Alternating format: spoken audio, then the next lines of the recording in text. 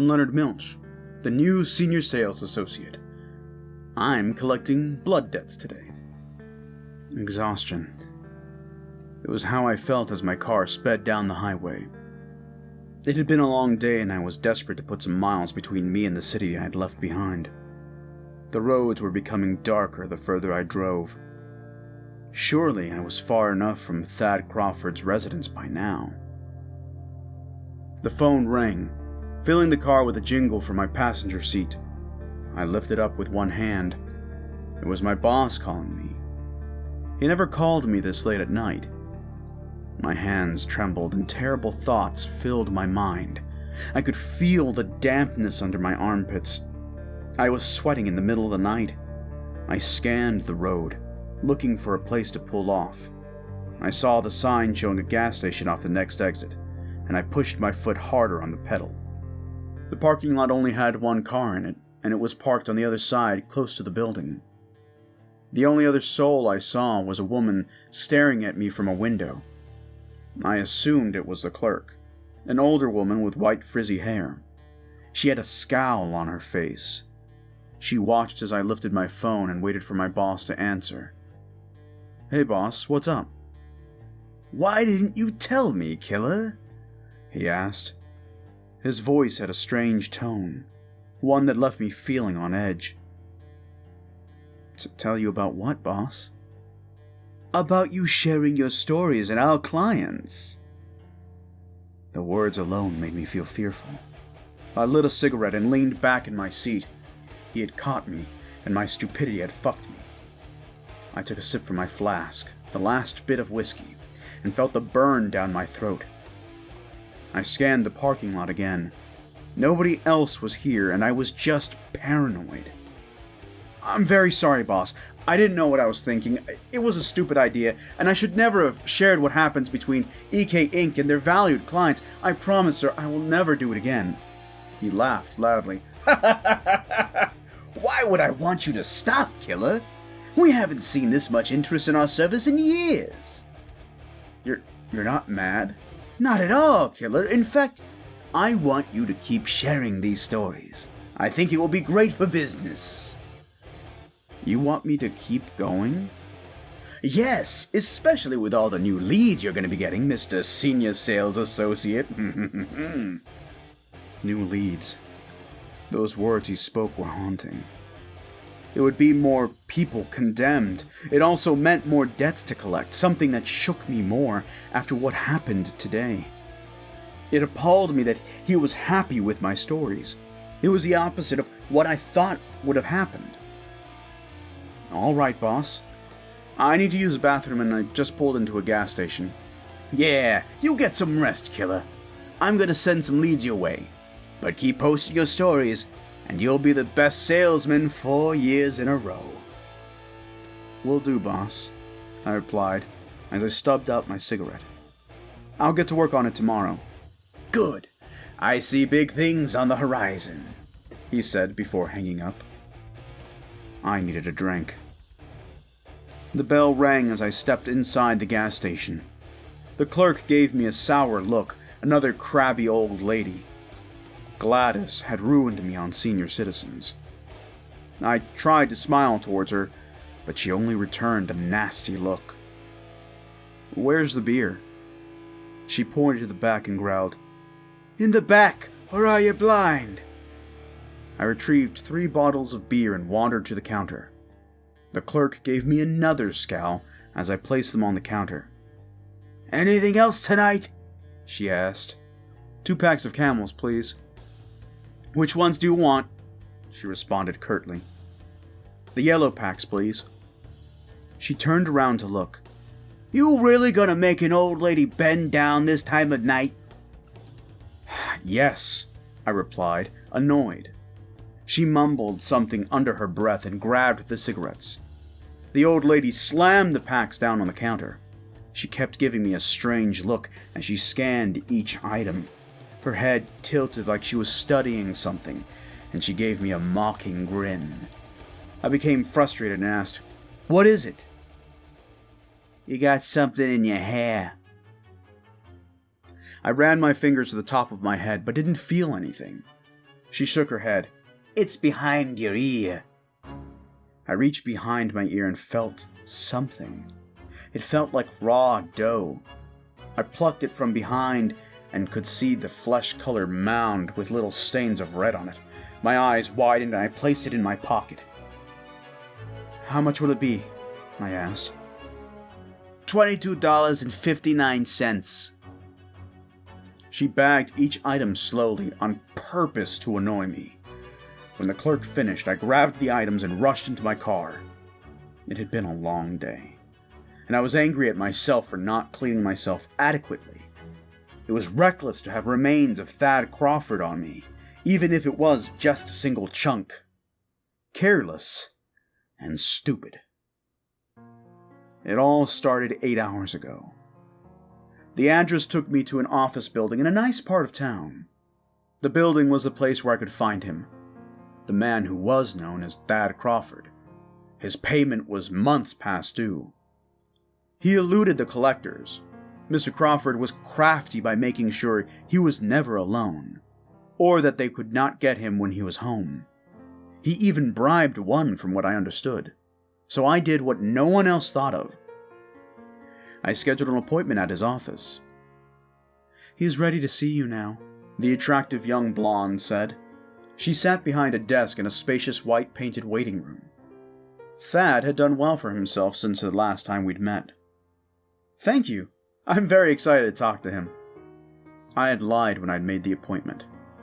She thought my name was Daniel Finch, an investor with deep pockets. I doubted I would have gotten very far if I had said my name was Lenoard Miltch. I walked into Thad's office. It was luxurious, with windows that overlooked the city. He stood up from behind his dark wood desk and said, "Mr. Finch, I'm happy to see you." "It's great to be here, Thad," I replied, as I noticed the look on his face change from excitement to dread when he saw my eyes. "We've been trying to reach out to you." "So, they send the salesman to collect. It's Lenoard, correct?" "Call me Leo. We've been trying to reach out to you about your payment. I've heard you've been difficult to contact." "I'm a busy man, Leo," Thad replied, as he sat back down in his chair and I walked over, sitting across from him. He looked the same as he did 5 years earlier. He slicked back his dark hair the same and was tanned. It looked like from a bottle. His teeth were perfectly white. He cared about his appearances. "It's time for us to collect. You've had your time and it's time to come with me." "I'm afraid I can't do that, Leo. I have lots of deals that need to be closed." "Doesn't matter. You signed a contract. It is time for us to collect." He smiled at me, showing his perfect teeth. "I'm a different man than I was back then. I'm a multi-millionaire who owns several successful businesses." "And how do you think you got that money, Thad?" I asked as I sipped from my flask. "I do a lot of good with charities." "Oh, so are you atoning these days and getting nice tax write-offs too?" "No, but I want you to know that I'm a changed—" "I don't care, Thad. I was sent here to collect, and that's what I plan to do." "I can pay you and make you rich," Thad said, while he leaned back in his chair. "I can make you a wealthy man. Maybe even get you a better-paying job working with me." I shook my head. "No, I know what you do to people, Thad. I saw it the day you sealed the deal." "I was in a dark place back then," he replied, leaning towards me and resting his hands on the desk. I could see the fear in his eyes as he studied me, trying to find a way to get me to drop his debt. "Do you know why they sent me?" I asked, as I lifted my briefcase up and placed it on the desk. His eyes widened as I unlatched it. He saw the book as I grabbed it and held it in front of him. I looked him in the eyes and replied, "They send me when everything else fails, because a salesman has a trick that thick-headed goons don't have." I turned the page facing him, and his mouth opened at what he saw. The blood on the page began to bubble. It was fear Thad was feeling. His eyes were staring at the inevitable, the thing that happens when you seal the deal. "What is happening?" "Oh, that's a piece of your soul, Thad. The darkest part of it that fractured and was bound to the book. That little piece of your soul can sense you. And it wants you. How can you do... The same way a person mysteriously dies when you close a deal. You know, for a businessman, you don't really read the fine print, do you? He stared in tears at the page. Not here, Leo. Please, not here. I reached into my pocket and grabbed a cigarette. I hated doing this stuff. I lit it and blew the smoke into the air. Thad didn't bother to try to stop me either. I looked over to him, his tears and fright all over his face. It happens today, Thad.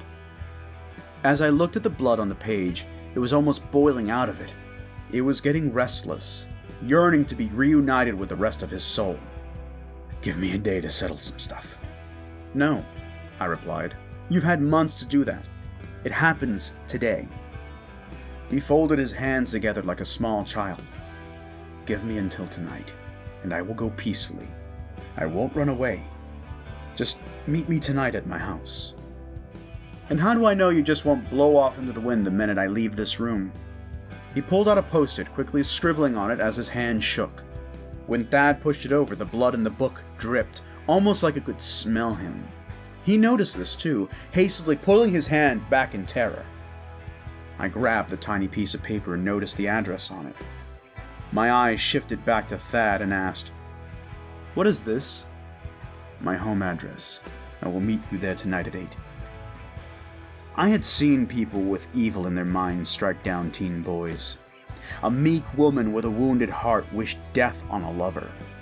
But watching a man who is usually the most powerful man in the room become a coward? It was different.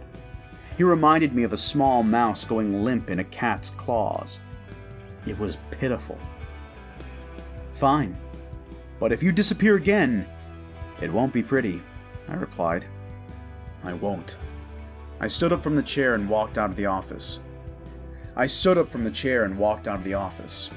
He looked over to me as I took a drink from my flask. I'll see you in a few hours, but I have something to ask. What's that? Where's the nearest bar? Thad just stared at me silently. I'll just yelp it. See you in a few hours. I could still taste the bourbon on the back of my tongue as I pulled up to the gate. The house of Thad Crawford was large. I knew he had done well, but not this well. The Crimson Seal had definitely helped in Thad's prosperity. I rolled down the window and pressed the intercom's button. I waited as I opened my flask, taking a drink. The voice crackled with a tone of defeat. Come on in. I parked my car next to his luxury sedan and looked at his house. It was a nice home, made of gray stone and big windows. Thad stood on the porch, watching me with a nervous look on his face. I grabbed my briefcase and exited my car. Nice house you got here, I said as I took a drink from my flask. No need to exchange pleasantries. Let's just get this over with. Fine with me, I replied as I followed him inside the house. The foyer was a bright white color with marble floors. The walls had pictures of Thad in different places. He had traveled since last we had met. He walked into another room and I trailed behind him, looking at all the pictures that Thad had taken since we last met. I saw one familiar one, the picture of Thad standing next to a pretty blonde, both kissing. It was a picture of their wedding day. Take a seat, Thad mumbled as we stepped into a dark red room. The furniture was sleek and new. I sat on the black leather couch and placed my briefcase on the coffee table, retrieving the book. Would you like a beer before we finish this? Thad asked. No offense, but I rarely take drinks from people when I'm collecting. Suit yourself. But I'm having a beer. As I stared at Thad's Crimson Seal, I heard footsteps enter the room and noticed that Thad was holding a shotgun in his hands. I placed the book calmly on the table, looking up at him. Thad pointed the barrel at me. Sadly, it was not the first time a gun had been pointed at me. Doing your own dirty work now, are we? You didn't give me much of a choice, Leo. I frowned. You mean like the wife you asked to be killed so that you could inherit her wealth? He gave me a sinister smile. He wasn't a changed man. Thad was still the same dark soul I had encountered all those years ago. He was rotten to the core. You can leave here now with your life, but my time is not up, and you can't do anything about it. Doesn't work that way, Thad. He cocked the gun. Today, it does. The book began to shift on the table and fell to the ground. The blood leaked on the floor, forming a puddle that began to grow in size. Thad looked to the ground, his eyes widened with fear. I sat there calmly as I watched a body begin to rise out of the liquid.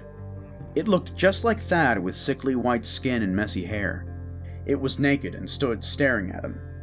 It was the darkest part of Thad's soul, now manifested into the physical world. Thad turned the shotgun to it and whimpered, "What is this?" "That's you, Thad. It's the worst part of you that you sacrificed the day you wished death on your wife." It began to step towards Thad as he pointed the weapon at it. It let out a sinister smirk. "That won't stop it," I said calmly. The sound echoed through the room as Thad pulled the trigger. My ears began to ring, but it did not stop the creature as it continued to walk towards Thad. "Make it stop, Leo," he shouted. "Oh, it's much too late for that. Now all you've done is pissed it off." He cocked the shotgun again and pointed at the head of his dark soul. He continued to lumber towards him as I noticed Thad's legs were beginning to shake. "Make it stop now." "I can't. Trust me, if I could, I would at least try." The dark part of Thad stood in front of him and smiled again.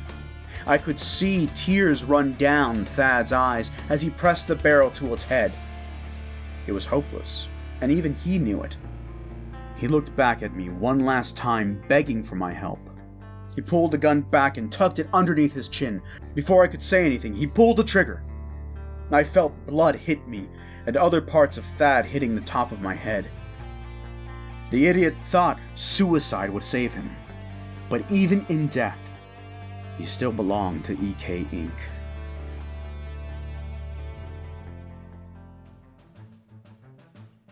Hello, ladies and gentlemen. This is part 3 of 4 of Lenoard Miltch's story, and boy howdy has it really gotten good. I hope you've enjoyed these so far, and if you have, please make sure that you follow CzarCarcosa on Reddit. There's a link in the description below. I'm really liking his work, and I might try to do some more of his stuff. That being said, remember that I have a Patreon if you want to support me here on the channel, and that Laughably Dapper Entertainment is out and about, so you can find us on Google Podcast, Apple Podcast, Stitcher, and Spotify. And of course you'll find us on YouTube, and we have the Patreon page if you want to support us there. Any help would be greatly appreciated. Thank you again for watching this video, and as always, sweet dreams and pleasant nightmares.